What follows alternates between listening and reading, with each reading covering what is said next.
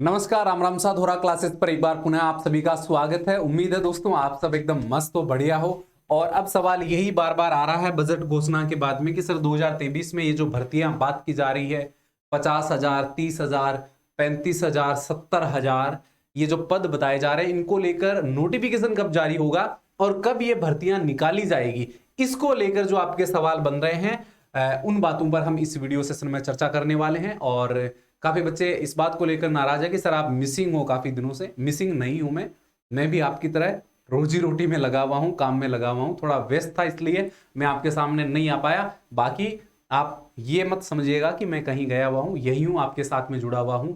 और CET exam के बाद में जो विश्लेषण है वो नहीं आया है, जब आएगा तो बहुत बढ़िया आएगा और सटीक तरीके से आएगा, तो आपको उसकी चिंता करने की कोई आवश्यकता नहीं है, जल्दी आपको प्रोवाइड करवा देंगे। वनरक्षक वाले वनपाल साथियों को मैंने डिटेल से सारी बातें समझा रखी है। जो वनरक्षक के लिए तैयारी कर रहे हैं उनको मैंने ये बता दिया है कि आप किस तरह से फिजिकल की तैयारी कर सकते हैं। और मैंने आपको एक विजिट करके डिफेंस एकेडमी के बारे में भी बताया है। अगर आपने वो वीडियो नहीं देखा है तो जरूर देख लेना, आपको वीडियो वाले ऑप्शन के अंदर 2 वीडियो नजर आ जाएंगे जहां से आपको पूरी बातें समझ में आ जाएगी। फिलहाल हम बात करते हैं राजस्थान नई भर्तियां 2023 के बारे में। तो थोड़ा सा मैं आपको बता दूं, देखिए अभी जो चर्चा का विषय बना हुआ है उसको लेकर अगर हम बात करें तो यहां पर देखिए क्या क्या बातें चल रही है। राजस्थान में न्यू वैकेंसीज को लेकर मैं बात करूं तो राजस्थान में 51,531 पदों पर नई भर्ती होने की संभावना है। ये एक सिनेरियो है जिसको मैं समझा देता हूं, उसके बाद में आगे बात करेंगे। अब संपूर्ण जानकारी देखो, राजस्थान के बेरोजगार युवाओं के लिए अच्छी खबर है। राजस्थान शिक्षा विभाग में जल्द ही 21,531 पद तो आपको ये दिए गए हैं, शिक्षा विभाग के पद दिए गए हैं। उसके बाद में मैं आगे बात करूं तो मैं सीधा यहां पर आपको ले आता हूं 30,000 पदों की भर्ती पर। यहां पर मैं कुछ पॉइंट आपको बताना चाहूंगा कि इस बार बजट घोषणा में जो चतुर्थ श्रेणी कर्मचारी है उनके 30,000 पद बताए हैं। और पिछली बार कितने बताए थे आप लोगों को अगर याद हो तो पिछली बार 18,000 पद बताए थे कि हम 18,000 पदों पर चतुर्थ श्रेणी कर्मचारी के पदों को भरेंगे और भर्ती करवाएंगे, लेकिन वो भर्ती नहीं हुई। फिर अभी नया बजट आ गया जिसके अंदर हमें जो पद है वो सरप्लस नजर आ रहे हैं कि 18 से 30,000 की संख्या कर दी है। क्या हम भरोसा कर सकते हैं सरकार पर कि सरकार 2023 में या चुनाव होने से पहले घोषणा पर खरी उतरेगी? तो ये बात सोचने वाली है, क्योंकि इस बार का जो बजट है उसके अंदर ऐसा माना जा रहा है कि युवाओं को लेकर जो बजट है उसके अंदर संतुष्टि नहीं है, युवाओं के अंदर संतुष्टि नहीं है, क्योंकि लगातार 10-11 पेपर लीक हो गए, टाइम पर भर्तियां नहीं करवाई गई। और सीईटी वाला शुरू तो कर दिया लेकिन अब समझ में नहीं आ रहा कि इसको किस तरह से आगे बढ़ाएं। फिर आगे नई भर्तियों के जो रास्ते हैं वो पूरी तरह से बंद हो चुके हैं। तो ऐसे में ये पद जो बताए जाते हैं, क्या इतने पदों पर भर्ती होना पॉसिबल है, क्या ये हो सकता है? तो इसको लेकर जितने भी आप लोगों के सवाल बने हुए हैं वो आप जरूर कमेंट बॉक्स में करना कि भाई आप क्या सोचते हो, क्या भर्ती होनी चाहिए। देखो मैं तो कहता हूं कि भाई पिछले बजट में 18,000 पदों की घोषणा हुई थी तो अब तक इस भर्ती को कंप्लीट करवा दिया जाना चाहिए था। 12,000 पद जो बचे थे उनकी भर्ती अब हो जाती, कोई दिक्कत वाली बात नहीं है। ये तो फिर वही हो गया कि आप एक ही लकीर को पीटते हुए जा रहे हो कि पिछले बजट में भी वही बात होगी, इस बार भी वही बात होगी।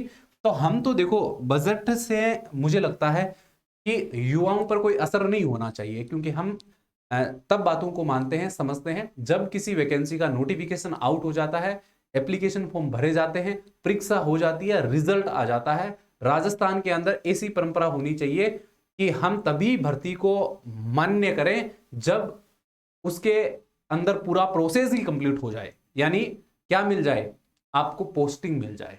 बाकी चीजों पर कोई भरोसा मैं कहता हूं कि वर्तमान समय को देखते हुए पॉसिबल नहीं है। हो सकता है आप में से कोई मित्र मेरी बात से असहमत हो, कोई बड़ी बात नहीं है, ये मैं अपनी तरफ से पर्सनली सोचता हूं इसलिए मैं आपको बता रहा हूं।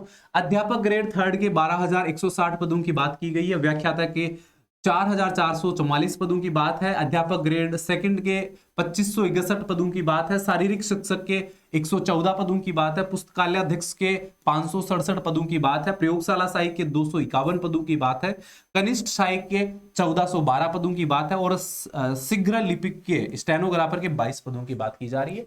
ये वो पद है जो 25,561 या 31 के आसपास बन रहे हैं और बाकी 30,000 पद चतुर्थ श्रेणी कर्मचारी के हैं। तो मुझे तो देखो इस बात पर भरोसा इसलिए नहीं होता है क्योंकि पिछली बार भी बजट के अंदर घोषणा हुई थी तो भर्ती अभी तक 18,000 पदों की नहीं पूरी हुई। अब 30,000 पदों की भर्ती को लेकर भी मैं ये नहीं कहूंगा कि ये भर्ती 100% निकलेगी, लेकिन अब क्योंकि सरकार को चुनावी टाइम का मुकाबला करना है, तो ऐसे में मुझे लगता है कि इसका नोटिफिकेशन जारी होने की संभावना है।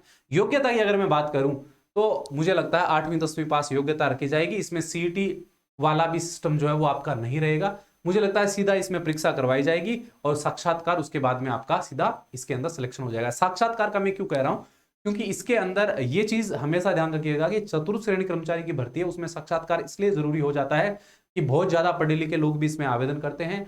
एमए, एमएससी, बीएससी, बीटेक वाले इसमें आवेदन करते हैं। जो इंजीनियर बनने के काबिल होते हैं वो भी इसमें शामिल हो जाते हैं। तो ऐसे में जब साक्षात्कार लिया जाता है तो उसमें यह तय हो जाता है कि भाई ये जो बच्चा है या यही जो कैंडिडेट है, क्या ये सेवा दे पाएगा झाड़ू लेकर, क्या ये दूसरे एम्प्लॉयज को पानी पिला पाएगा, चाय बनाकर पिला पाएगा।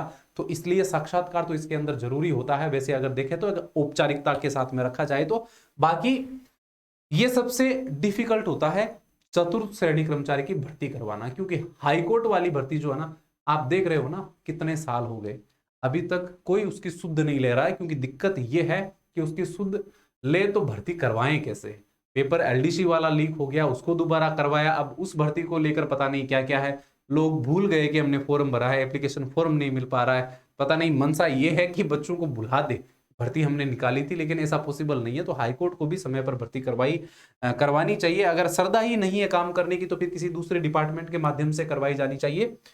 हाईकोर्ट का जजमेंट जो होता है उसको लेकर हम कोई इश्यू नहीं कर रहे हैं। हम ये कह रहे हैं कि हाईकोर्ट के अंदर जो भर्ती करवाने वाला विभाग है ना, उसको जागरूक होना जरूरी है, ताकि ज्यादा से ज्यादा बेरोजगारों को क्या मिल सके, लाभ मिल सके। ठीक है। बाकी दोस्तों 8% हम एसएससी एमटीएस की आपको तैयारी करवा रहे हैं एसएससी विद महावीर सर में। तो आप वहां पर जाकर एसएससी एमटीएस की अगर तैयारी करने के इच्छुक हो तो जरूर आप उस चैनल पर जाइए और वीडियो सेशंस को देखिए। और यहाँ पर जो थोड़ा क्लासेस पर है, यहाँ पर राजस्थान के जो एग्जाम्स होते हैं उनसे संबंधित ही वीडियो सेशन हम आपको करवाते हैं, अपडेट देते हैं। ठीक है। अब आप क्या मानते हो, क्या आपको लगता है कि सरकार जितनी घोषणाएं हुई है उसके अनुसार काम करेगी और भर्ती निकालेगी?